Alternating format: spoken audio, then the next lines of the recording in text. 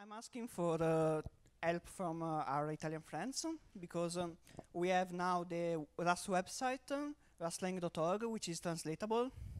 And it would be really nice to translate it in Italian for our Italian users. And at the moment, there are only 2 languages that are fully translated, which is Turkey and Chinese. So it would be great to get Italian, the third translated language. So if you are interested, find me around in the conference and we'll try to talk and form a team. The translation rules for the website are not just send a pull request with the strings, but we need to form a team of translators with at least 3 people. So if we have enough people interested, I can set everything up for you and you can start translating. Thanks. Thank you. Take your time for a minute or two while we're waiting for the program to resume. So the reason why I'm up here is that the theme of the conference is Rust in production, and I didn't see that this conference was coming up before the end of the call for papers, which is too bad because me and my coworker Simon work for a company called Distill Networks, which are heavy users of Rust in production. So what we do is bot mitigation solution. We stop login attacks, we stop scrapers. So we have a solution which is globally distributed on AWS with a real client base that is in production. We have about 10 people working exclusively in Rust and quite a bit of experience with that. If anyone is interested in hearing our experience, we're very happy to chat with any one of you. So come by and say hello. Thank you. Is less of a thing about our experiences using Rust, but instead our experience using other languages, like .NET. So I come from a company called TrueLayer, which is where my colleague Luca Palmieri also comes from.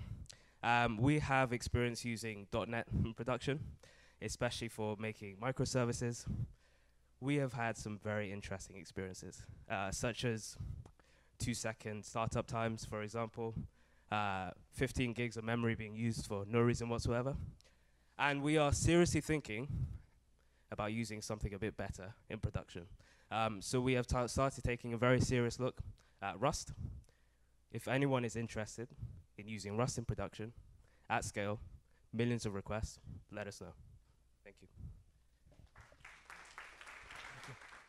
Hi all.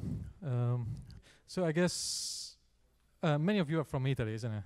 How many of you are from Italy? Okay, a few, we go. So do you know that we have a kind of growing Italian community, Rust Italian community? We have 3 meetups in Italy, 1 in Rome, 1 in Milan, and 1 in Turin. And so if you are around one of these cities, please join the meetups. Like there are 3 different communities managed by 3 different peoples.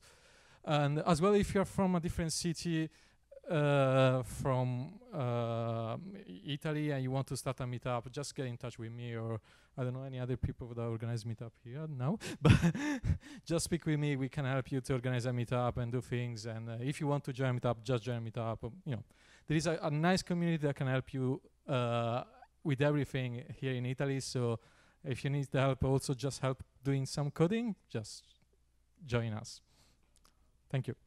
Slack channel, Telegram, there are 200 channels. Just speak with us. Hello, I'm Anthony Ramin. I work from Paris. And last week I've been a blind singer, a German vampire who is allergic to blood.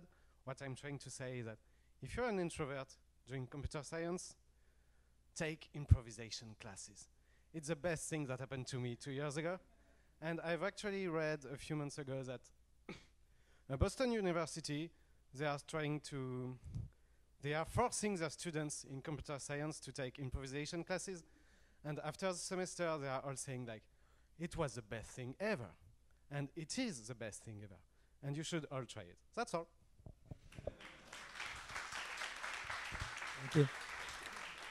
Same as before, we are Prima Insurance, and we work in Milan. If someone else than you, someone here want to join us, it's cool. Actually, we have a web service project started in Elixir, so maybe it's not the perfect use case. And if someone want to join us, of course, again, it's appreciated. And we have a comportamental DB, and we have a lot of other languages like Elixir.